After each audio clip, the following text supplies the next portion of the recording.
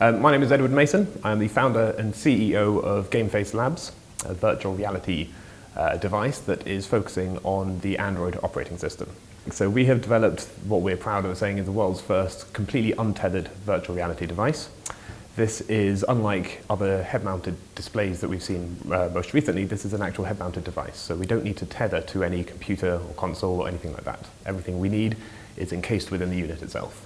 So Android, in our opinion, is the logical way forwards. It's the largest open platform in the world. It's 50 billion apps or so have been downloaded for it. I mean, it's tremendous to see how Android has evolved from how it was a couple of years ago to what it is today to what it could potentially be tomorrow.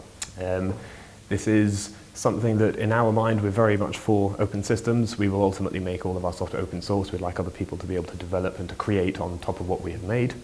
And so Android really is the logical way forwards. We see the rate of hardware accelerating tremendously for mobile devices.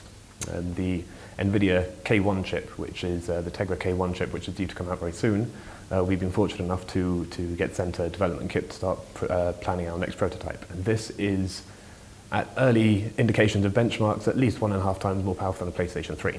So we're going to have incredibly high detail graphics off of a chip that's running off of just a few watts. I think we're still a couple of generations away from having system-on-a-chips that are comparable to the present-day gaming consoles, but nonetheless we are making that progression. It's only a matter of time until they are pretty much comparable to what we would experience with, say, a PlayStation 4 today. I mean, we've been working on reducing the latency considerably since we first started this, and I'm happy to say we have made huge developments from our first iterations to what we're now sending out to a few certain developers.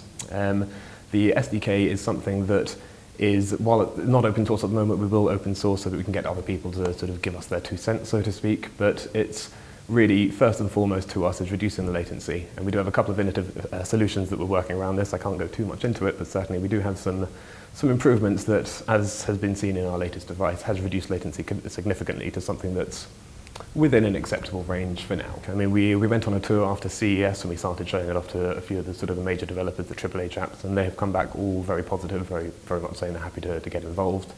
We have sent our SDK out to a few of these chaps. I can't name names yet, I'm afraid, but the demos that we've had sent back have been truly remarkable. In my mind, we don't want to create a kind of a closed system to start offering exclusivity. We feel that Android is the way to go, and it is just a matter of time until we see more Android-powered virtual reality devices.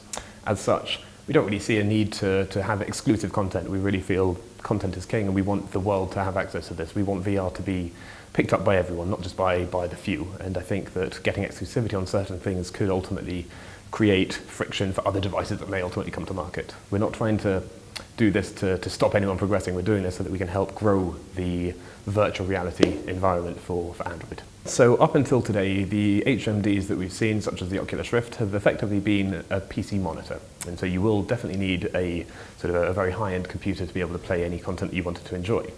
With our head-mounted device, however, we do consider the cost will have to go up somewhat because it's not just a monitor. We are including a system on a chip. We have RAM, we have storage, we have batteries, we have effectively a whole high-end Android device built into your virtual reality headset. So yes, we are trying to work for something more in the middle ground. So we would like to aim for somewhere in the region of 300, 350 pounds, but it's very early to be able to confirm that at this stage. Without saying too much, we should have some pretty decent reveals, let's say, for around the GDC time. I can't go into too much, but that's both a software and a hardware side of things. So we will make a few announcements near the time. So at the moment, GameFaceLabs.com, for simplicity, GFLVR.com as well, if that's any easier for people, and that will have a host of the information that we have about the device, and ultimately, once our SDK is available to the public, we'll have download links so you can sort of start working on their own projects as well. At the moment, obviously, we have a limited amount of devices, so we've assigned engineers to various publishers, let's say, that are actively testing, and they are doing the remote testing back and forward. So certainly, if anyone wanted to get involved at an early stage, we would certainly be happy to assign somebody to give them a hand with remote testing.